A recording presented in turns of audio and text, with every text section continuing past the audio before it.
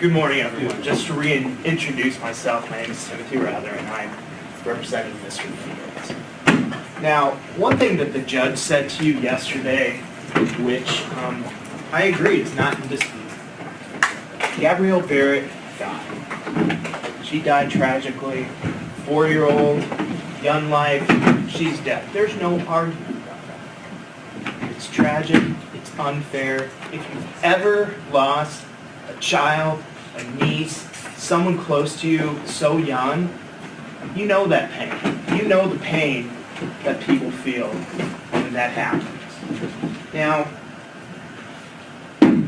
one of the things that I wanted to just bring to your attention, just something to think about as you're hearing testimony and as you're seeing the evidence that you will see, much of it on video.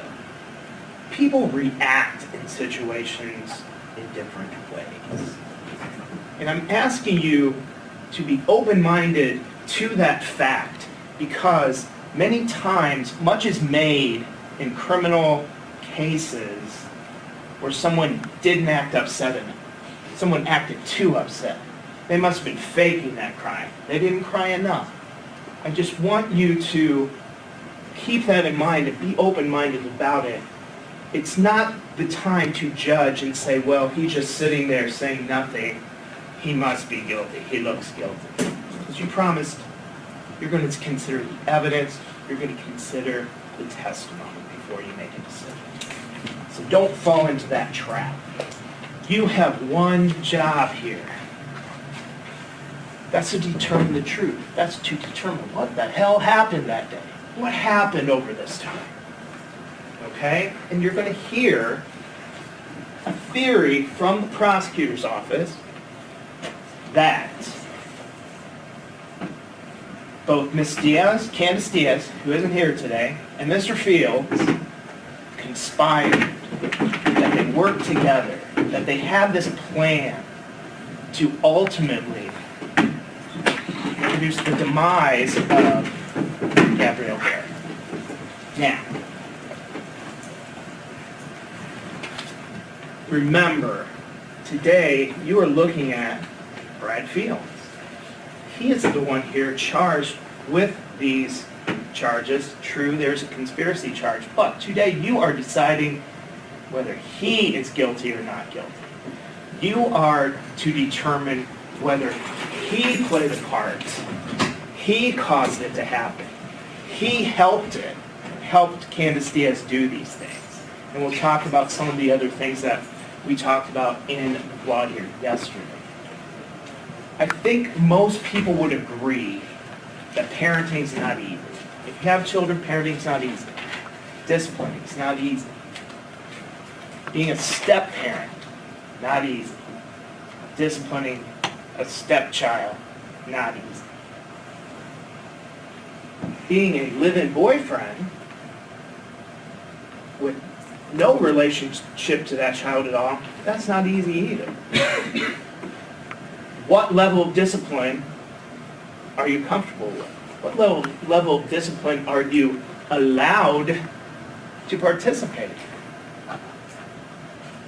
Some situations, a live-in boyfriend with no relationship, a live-in mother with no relationship, a live-in girlfriend with no relationship.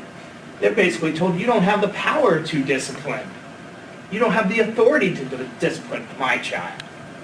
So, one thing you need to think about when you're thinking about Brad Fields is, what was his role?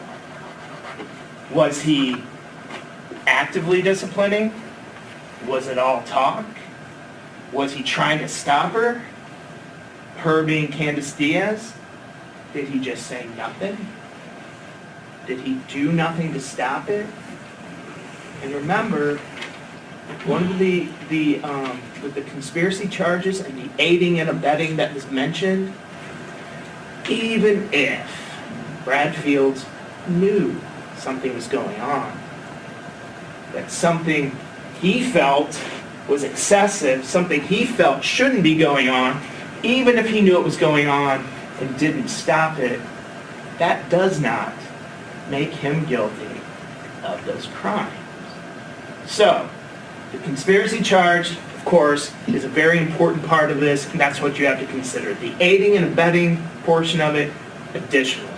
But today, you are here to decide, what did Brad Fields do? What is his role in this situation?